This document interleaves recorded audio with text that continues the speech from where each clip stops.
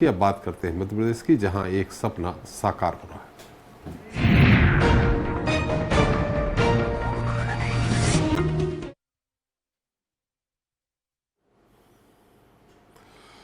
तो मुख्यमंत्री डॉक्टर मोहन यादव की मौजूदगी में आज ये तय हो गया कि आने वाले समय में शहडोल में 32,000 करोड़ का निवेश आएगा। साथ ही प्रदेश के करीब 31,000 लोगों को रोजगार भी मिलेगा। ये संभावना शहडोल के 7वीं रीजनल इंडस्ट्री कॉन्क्लेव में उस वक्त देखने को मिली जब देश भर से आए निवेशकों ने मुख्यमंत्री डॉक्टर मोहन यादव के नेतृत्व पर भरोसा जताते हुए ऊर्जा, खनिज, पर्यटन समेत अन्य क्षेत्रों में निवेश के लिए MOU साइन किया। इस निवेश में न सिर्फ शहडोल बल्कि प्रदेश के विकास को एक नई गति मिलेगी। आखिर क्या है डॉक्टर मोहन यादव के विकास को लेकर खींचा गया ब्लूप्रिंट और कैसे मुख्यमंत्री अपने अथक प्रयासों से प्रदेश की तस्वीर बदलना चाहते हैं, आज इस पर हम चर्चा करेंगे। उससे पहले देख लेते हैं हमारी रिपोर्ट। मध्य प्रदेश सरकार औद्योगिक विकास और रोजगार के संसाधन बढ़ाने के लिए भरसक प्रयास कर रही है। संभागीय मुख्यालयों पर क्षेत्रीय उद्योग सम्मेलन का आयोजन किया जा रहा है। इसी कड़ी में आज शहडोल रीजनल इंडस्ट्री कॉन्क्लेव का आयोजन किया गया है, जिसमें मुख्यमंत्री डॉक्टर मोहन यादव सहित प्रदेश के मंत्री और बड़े उद्योगपति शामिल हुए। इस क्षेत्रीय उद्योग सम्मेलन में 2000 से ज्यादा उद्योगपति शामिल हुए। इस दौरान मुख्यमंत्री डॉक्टर मोहन यादव द्वारा 28 औद्योगिक इकाइयों का लोकार्पण और भूमि पूजन किया गया। इन इकाइयों में 570 करोड़ का निवेश और 2,500 लोगों को रोजगार मिलेगा। इसलिए 4 मिशन जो माननीय मोदी जी ने 4 जातियां बताई, वो गरीब, युवा, महिला और किसान, चारों सेक्टर में हम बराबरी से काम कर रहे हैं। दरअसल प्रदेश की पहली RIC उज्जैन में 1-2 मार्च को हुई, जिसमें 1 लाख करोड़ के निवेश प्रस्ताव मिले। दूसरी RIC 20 जुलाई को जबलपुर में हुई, जिसमें 22,000 करोड़ के निवेश प्रस्ताव प्राप्त हुए। इसी क्रम में 28 अगस्त को ग्वालियर में तीसरी RIC हुई, जिसमें 8,000 करोड़ के निवेश प्रस्ताव प्राप्त हुए। चौथी RIC सागर में 27 सितंबर को हुई, जिसमें 23,181 करोड़ के निवेश प्रस्ताव मिले। पांचवी RIC रीवा में 23 अक्टूबर को हुई, जिसमें 30,814 करोड़ रुपए के निवेश प्रस्ताव प्राप्त हुए। प्रदेश की 6वीं RIC नर्मदापुरम में 7 दिसंबर 2024 को हुई, जिसमें 31,800 करोड़ के निवेश प्रस्ताव प्राप्त हुए। मध्य प्रदेश में होने वाले विधानसभा और लोकसभा सहित अन्य चुनाव में रोजगार सबसे बड़ा मुद्दा बनता नजर आया है। इसी मुद्दे पर मध्य प्रदेश सरकार काम करने का दावा कर रही है। ऐसे में देखने वाली बात ये होगी कि सरकार की कोशिश जमीनी स्तर पर कितनी कारगर साबित होती है। सलमान खान, स्वराज एक्सप्रेस। इस पर ज्यादा चर्चा के लिए हमारे साथ मौजूद हैं और अजय धवले जी हैं, बीजेपी प्रवक्ता हैं, गोकुल पटवा जी हैं, अर्थशास्त्री हैं, भूपेन्द्र सुल्लेरी जी वरिष्ठ पत्रकार हैं। आप सभी का स्वागत है। पटवा जी, आपसे ही लगभग 3 लाख करोड़ से ऊपर का निवेश प्रस्ताव आ चुका है। अब आप तो अर्थशास्त्री हैं, ये जो प्रस्ताव है ये कितना धरातल पे उतरता है? देखिए, प्रस्ताव अभी तक का जो अनुभव रहा है, सरकार किसी की भी रही हो, कांग्रेस की रही हो, बीजेपी की रही हो, या बीजेपी और कांग्रेस के कोई भी मुख्यमंत्री रहे हों, कभी भी 100% नहीं आया है। नॉर्मली अभी तक का अनुभव ये है कि जो प्रस्ताव आते हैं वो धीरे धीरे कम हो जाते हैं जी। क्यों कम होते हैं ये एक अलग विषय है, पर पहले मैं पॉजिटिव बात करना चाहूँगा कि मध्य प्रदेश से बेहतर स्टेट पूरे देश में इस वजह से नहीं हो सकता कि यहाँ चाहे रॉ मटेरियल हो, एक तो मैक्सिमम रॉ मटेरियल यहाँ पर उपलब्ध है, और नहीं भी है, फॉरेन से आना हो या किसी भी स्टेट से आना हो तो ट्रांसपोर्ट यहाँ पर कम पड़ता है।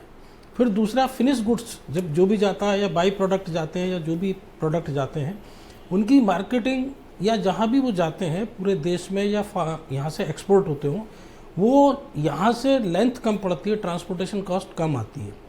तो कोई भी उद्योगपति ये चाहेगा कि मध्य प्रदेश जैसी जगह उन्हें मिले, ये एक रीज़न है। दूसरा रीज़न ये है कि यहाँ नॉर्मली अन्य स्टेट्स के मुकाबले लैंड सस्ती है, यहाँ कुछ टैक्सेज भी कम हैं, कुछ अन्य सुविधाएं भी हैं, बिजली भी कई स्टेट से सस्ती है, कई से महंगी है, तो इसका बेनिफिट भी मिलता है।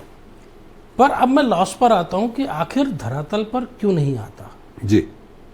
हम गुजरात को देखें, महाराष्ट्र को देखें, वो हमसे ज़्यादा क्यों आगे हैं?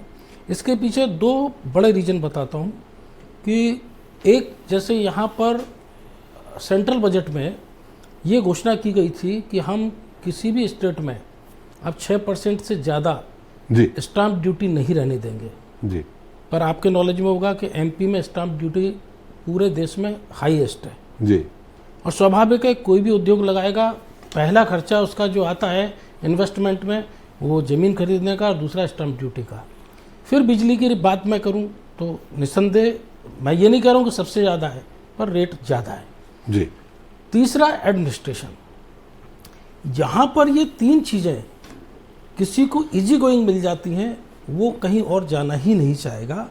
आप किसी सबमिट को करें ना करें, कोई मीट करें या ना करें, वो आपके पास उल्टे चल के आएंगे, बशर्ते उनको ये सिंगल विंडो सारी चीज़ें मिल जाएं और सस्ती मिल जाएं। मतलब सिंगल विंडो, अभी सरकार हमेशा कहती है सिंगल विंडो सिस्टम दे रहे हैं, पर हो नहीं पा रहा। नहीं, देखिए मैं एक सिंपल सा बताऊं कि आज मैं 2 साल से सुन रहा हूं कि आप रजिस्ट्री कराइए, ऑटोमेटिक ट्रांसफ़र हो जाएगा, पर मैंने तो आज तक नामांतरण किसी का, कोई एक उदाहरण बता दे कि किसी की प्रॉपर्टी का नामांतरण ऑटोमेटिक हुआ हो। एप्लीकेशन देते हैं, बिना चक्कर काटे नहीं होता। ये मैं सिंपल बात कर रहा हूँ, ये किसी उद्योग या उसके लिए बात नहीं कर रहा हूँ। तो ये जो प्रॉब्लम है ये आज की नहीं है, ये हमारे जो कानून जब से बने हैं तब से ये प्रॉब्लम है, और जब तक ये रुकावट दूर नहीं होंगी ये कहीं ना कहीं परेशानी आती जाएगी।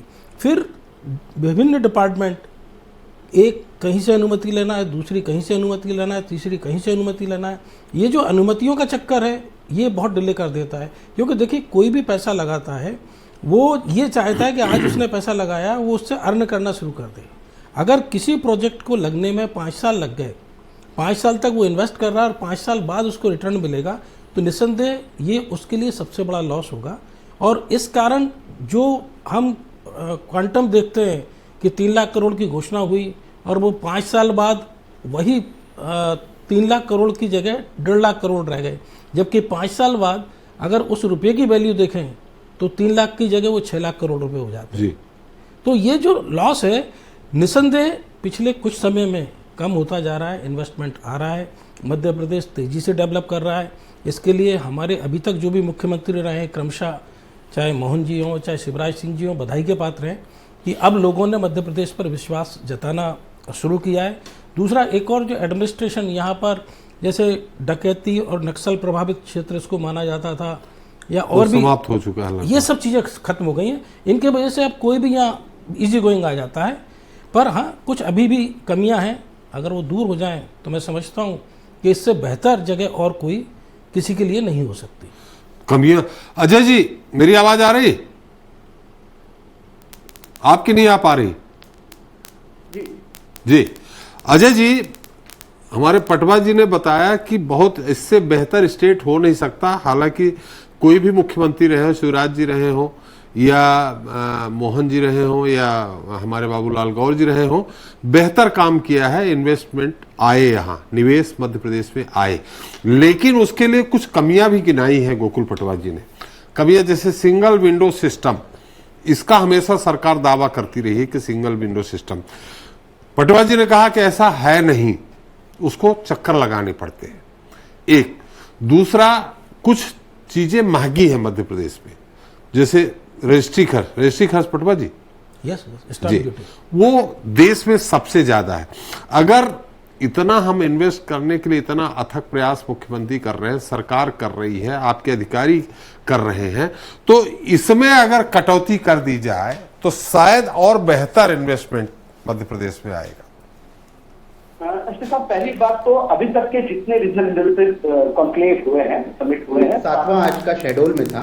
इन 7 में आज का अगर मिला दिया जाए तो 3 लाख से अधिक के निवेश के प्रस्ताव आ चुके हैं। उसमें 2 माननीय मुख्यमंत्री जी के विदेश के भी दौरे थे, जर्मनी और यूके का, और जो विभिन्न राज्यों के प्रमुख शहरों में इंटरेक्टिव सेशन भी थे। मध्य प्रदेश स्ट्रैटेजिकली किस प्रकार से इंपॉर्टेंट है, गोकुल पटवा जी ने बहुत अच्छे से उसको एलेबोरेट किया है। और हम मानते भी कि मध्य प्रदेश का जो इन्वेस्टमेंट डेस्टिनेशन का जो पोटेंशियल है उसको फुल्ली एक्सप्लॉइट करने के लिए सरकार को कुछ ना कुछ और रियायतें देने की आवश्यकता है। और इन जो इंटरेक्टिव सेशन है या रीजनल इंडस्ट्री जो समिट हो रहे हैं, इसके माध्यम से जब इंडस्ट्री लीडर्स के साथ में माननीय मुख्यमंत्री डॉक्टर मोहन यादव जी और सरकार के प्रमुख जो इस विभाग को हैंडल करने वाले लोग हैं, तो उनकी शंकाओं के ऊपर समाधान के ऊपर चर्चा होती है। निश्चित रूप से सरकार की मंशा इस बात को स्पष्ट होती है कि वर्ष 2025 को माननीय मुख्यमंत्री जी ने उद्योग वर्ष के रूप में घोषित किया है, और जैसे उन्होंने वर्ष 2023 में कार्यभार संभाला था, उसके बाद में उनका पहला यदि कोई लक्ष्य रहा है, क्योंकि आप हम सभी जानते हैं मध्य प्रदेश का एग्री का ग्रोथ जो है वो पीक पे है। अब मध्य प्रदेश को रेवेन्यू सरप्लस स्टेट बनने के लिए इंडस्ट्रियल इन्वेस्टमेंट की बहुत आवश्यकता है, और विगत 20 वर्षों में भारतीय जनता पार्टी की सरकारों ने जो मध्य प्रदेश का इंडस्ट्रियल ग्रोथ रेट नेगेटिव हुआ करता था, आज वो पॉजिटिव में। अब हमको इसको हम दो अंकों में कैसे लेके जाए, मध्य प्रदेश को एक प्रेफरेबल इन्वेस्टमेंट डेस्टिनेशन कैसे बनाए, एक फ्यूचर रेडी स्टेट कैसे बनाए, इन सारी बातों पर सार्थक चर्चाएं हो रही है। आज की इंडस्ट्रियल कॉन्क्लेव में मुख्यमंत्री जी ने बहुत अच्छी बात उद्योगपतियों की कही कि उद्योगपति हमारी सर्वे भवन्तु सुखिनः के परिचायक है। वो एक योद्धा के रूप में देश में रोजगार सृजन करने के लिए, देश की आर्थिक दर वृद्धि के लिए काम करते रहते हैं, और सरकारों का भी काम है कि उनको सरलता के साथ में, सुगमता के साथ में व्यापार के लिए किस प्रकार से अवसर उपलब्ध कराया जाए, उनको एक अनुकूल वातावरण उपलब्ध जाए, उसके लिए हमारी मध्य प्रदेश की सरकार प्रतिबद्धता के साथ में काम कर रही है। इसके साथ मध्य प्रदेश के इतने भी फ्यूचर रेडी स्टेट है कि हम बात करेंगे कि माइनिंग रिसोर्सेज में, खनिज संपदा में प्रचुर मात्रा में हमारा जो जियोग्राफिकल लोकेशन है वो स्ट्रेटेजिकली पटवा जी ने बहुत अच्छे से बताया कि मध्य प्रदेश देश का हार्ट है, तो यहाँ से जो ट्रांसपोर्टेशन का कॉस्ट है वो बहुत कम लगता है। एक हमारा जो थोड़ा सा लैकिंग है कि हमसे कोई पोर्ट नहीं जुड़ा है, तो जब एक्सपोर्ट का विषय आता है तो हम लोग अन्य राज्यों पर निर्भर हो जाते हैं। लेकिन किस प्रकार से मध्य प्रदेश में एक टूरिज्म की अपॉर्चुनिटीज है, किस प्रकार से खनिज संपत्ति की क्षमताओं का हम उपयोग कर सकते हैं, और मध्य प्रदेश आप हम सभी जानते हैं कि एक अपॉर्चुनिस्टिक स्टेट है, यदि उसको अवसर दिए जाएंगे तो वो प्रूव करके दिखाता है। आज की शेडोल की जो इंडस्ट्री समिट थी उसमें भी हमने देखा है कि टोरेंट पावर जैसी एक बड़ी कंपनी ने 18,000 करोड़ रुपए का निवेश उस रीजन में करने की घोषणा कर दी है, और अन्य जो लोगों के साथ में चर्चाएं हुई है। तो इन सभी बातों से एक वातावरण बनाने का प्रयास था, वो वातावरण सफल होने की दिशा में जा रहा है। फरवरी 2025 में जो मध्य प्रदेश में ग्लोबल इन्वेस्टर समिट होने जा रहा है, उसमें कई विदेश के देश भी मध्य प्रदेश के साथ में पार्टनरशिप कर रहे हैं। तो एक अच्छा वातावरण, और आने वाला वर्ष 2025 ये किस प्रकार से सफल उद्योग वर्ष के रूप में हम मना सके, कितना अधिक से अधिक इन्वेस्टमेंट ला सके, सारी चीजें बहुत अच्छी बात है धवले साहब। लेकिन जो हमने आपसे सवाल किया था, 2 सवाल, अभी पटवा जी ने ही ये कहा कि बहुत महंगी नहीं कह सकते बिजली, लेकिन महंगी है। रजिस्ट्री खर्च देश में सबसे ज्यादा है। सिंगल विंडो सिस्टम मैं शुरू से सुनता आ रहा हूं पिछले 15 साल से कि हम सिंगल विंडो से जाए, एक ही खिड़की में जाकर के हमारे उद्योगपति जो भी उद्योग लगाना चाहते हैं उनको सारी परमिशन मिल जाएगी। ये नहीं हो पा रहा, इसके लिए सरकार क्या प्रयास करेगी? जी, ये जो रीजनल इंडस्ट्री समिट हो रहे हैं, इन सभी में इन्हीं जो विसंगतियां हैं उद्योगों को लेके, उद्योगों की स्थापना के लेके कि किस प्रकार से उद्योगों को प्रोत्साहित करना है, निवेशकों को प्रोत्साहित करना है, सभी विषयों पर सार्थक चर्चा हो रही है। और मध्य प्रदेश की उद्योग नीति निवेशकों को किस प्रकार से आकर्षित कर सके, इस सारी बातों का उसमें ध्यान रखा जाएगा। वर्ष 2025 जिसका मैं कह रहा हूँ, वर्ष 2025 हमारी सरकार की मंशा बड़ी स्पष्ट है कि एक सफल उद्योग वर्ष के रूप में मनाएंगे, और निश्चित रूप से ये जो सारे चिंताएं हैं उनका समाधान करके मध्य प्रदेश को फ्यूचर रेडी स्टेट के रूप में स्थापित करेंगे। जी, सुलेरी जी, मैंने पहले मुख्यमंत्री हैं जो रीजनल लेवल यानी जिला लेवल पे, इसके पहले आपने भी देखा होगा खजुराहो होता था, इंदौर होता था, अक्सर यही होते थे। जिला लेवल पे मैंने शहडोल हो रहा, सागर में हुआ, होशंगाबाद में हुआ, उज्जैन से शुरुआत हुई, इसका कितना फायदा सरकार को मिलेगा या प्रदेश को मिलेगा? देखिए, रोजगार एक बहुत बड़ी समस्या थी, उसको केंद्रित करने के लिए सरकार खुद जॉब तो जनरेट नहीं कर सकती, उसकी एक सीमा है, तो रोजगार देना है, और आबादी जिस हिसाब से बढ़ रही है, तो इसके कारण सरकार ने ये चिंता व्यक्त की, और चुनाव का विपक्ष ने हमेशा ही इशू बनाया है, और ये एक बहुत बड़ी समस्या भी रही। इस समस्या को हल करने के लिए सरकार ने अपने जिला स्तर या आप कहें संभाग स्तर को डिवीजन डिवाइड किया, और वहाँ पे लगातार उन्होंने उद्योग घरानों से समिट करे, और समिट करने से परिणाम ये आए कि सबसे निवेश भी बढ़ा, और वहाँ की जनता के साथ साथ एक राजनीति वातावरण भी बना, उनकी पार्टी का भी और कार्यकर्ताओं के, जिससे उनको राजनीति फायदा भी मिलेगा। आप बात यहाँ पे रही कि ये इसको धरातल पे कैसे नहीं हो सकता। मुझे याद है कि 2001 में जब गुजरात के मुख्यमंत्री के रूप में नरेंद्र मोदी जी गए थे, तो उन्होंने सबसे पहले समिट अपने उद्योग के लिए किया था। तो उन्होंने पहले उद्योगपतियों को बुलाया और उसके बाद अपने उनके अधिकारियों को बैठाया और उनसे पूछा कि क्या समस्या है। तो उन्होंने कहा कि ये एक रेवेन्यू वाली, फिर बिजली, पानी और सड़क, वहाँ पहुँच मार्ग होना चाहिए जहाँ लैंड तक हो।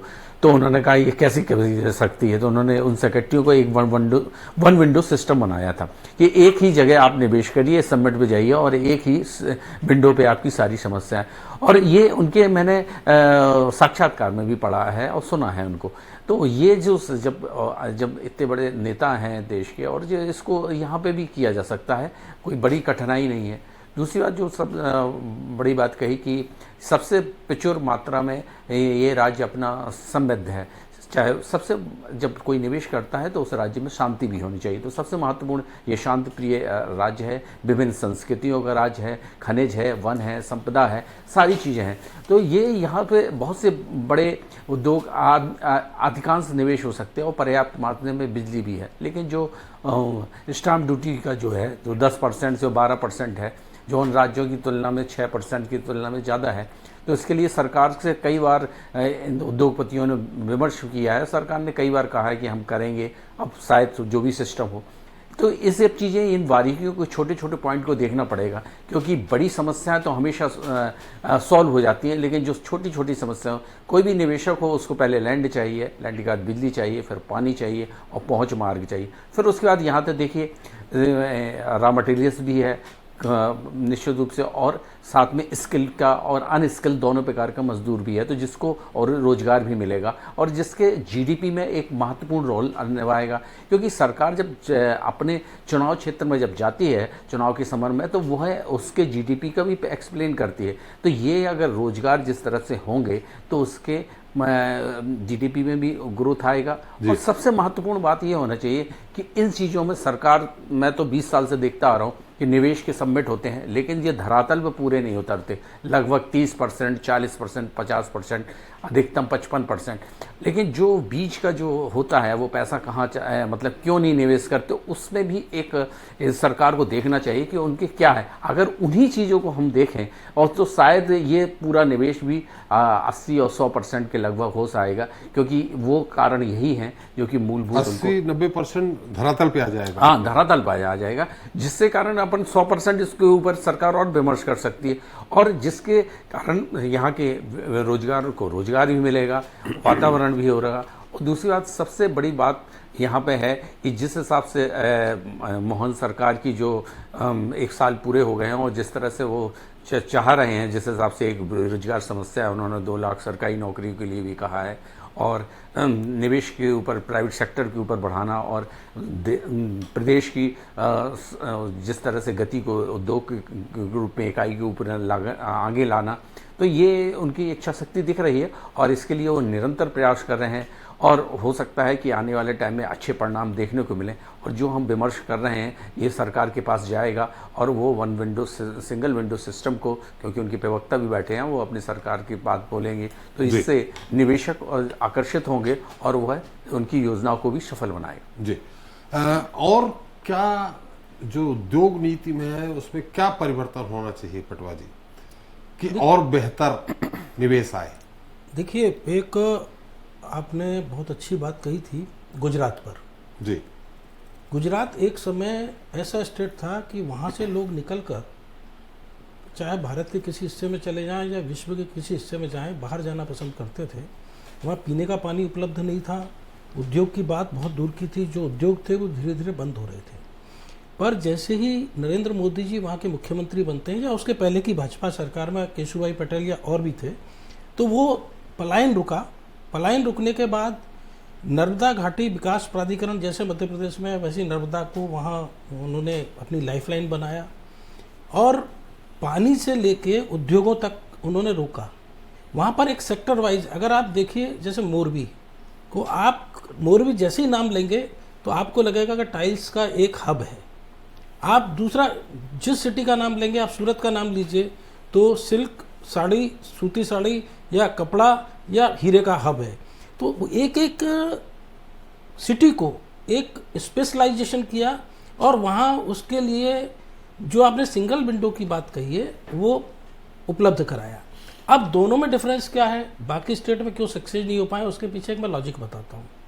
वहाँ जो उन्होंने अथॉरिटी बनाई वो पॉलिटिकल पर्सन थे, क्योंकि उनके अंडर उन्होंने अधिकारी रखे जो एक प्रेशर करके कि मुझे विद इन 15 डेज या मुझे विद इन 1 मंथ ये परमिशन चाहिए जी। वो हम मध्य प्रदेश में नहीं कर पा रहे हैं।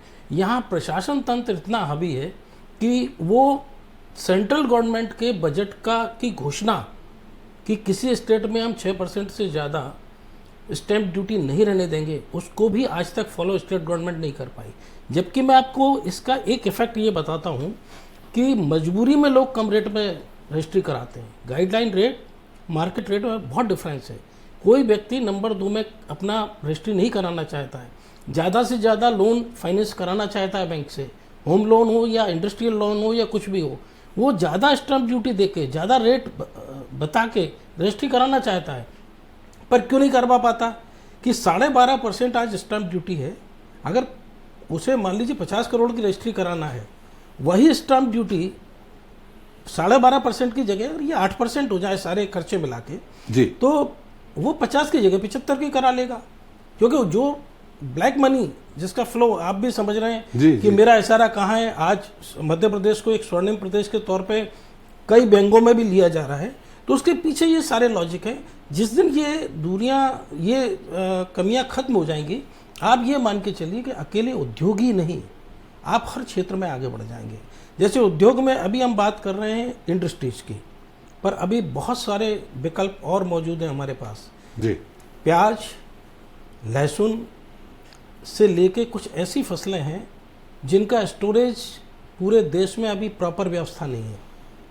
इनके लिए कोल्ड स्टोरेज या हॉट स्टोरेज प्लांट यहाँ लगाए जा सकते हैं, पर उसके लिए सब्सिडी या जो प्रॉपर व्यवस्था होना चाहिए अभी भी स्टेट में नहीं है। अगर स्टेट गवर्नमेंट इस पर ध्यान दे, क्योंकि फसल यहाँ हो रही है पर स्टोरेज इसका दूसरे स्टेट में हो रहा है, वहाँ बेनिफिट मिल रहा है, तो इन पर भी हमें बेनिफिट मिल सकता है। और हम जिन रोजगार की बात कर रहे हैं, मैं एक लास्ट और बात कहना चाहूँगा कि हमारी किसी भी इंडस्ट्रियल पॉलिसी में ये नहीं है कि रोजगार डोमिसाइल को या मूल निवासी को कितना % मिले। हम रोजगार तो लगा देते हैं, पर वो आसपास वाले ही गवर्नमेंट के अपोजिट आ जाते हैं, क्योंकि वहाँ के लोगों को किसी को रोजगार नहीं मिलता।